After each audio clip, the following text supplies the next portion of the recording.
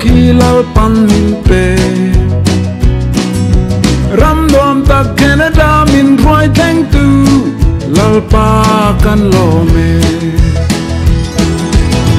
MCC Mizo Community of Canada MCC so far lung ruang kam in sui ko mangai ngalang tirin tran pui ngai te tran pui rong kan bo zel don Christian ale kan nam kan trong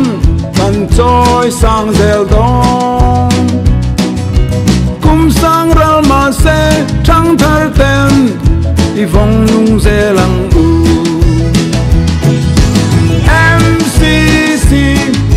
Mizo Community of Canada MCC so far lung rual kam nin sui kom mangai nalang tirin tran pui ngai te tran puin rong kan bo zel don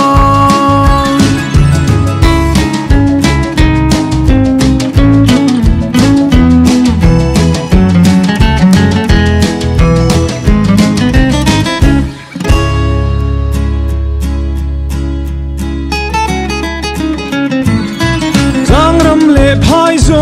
he khovel ram zau tak hilal pan min pe ram nuam tak Canada min shuai theng tu lalpa kan lo me MCC Mizo Community of Canada MCC zo fa lung rual kan in sui khom mangai na lan tirin tran pui ngai te tran puin rong kan bo se do Christian le kan nam kan trung kan soi sang zel do kum sang ral ma se thang thar ten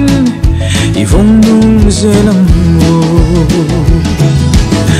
MCC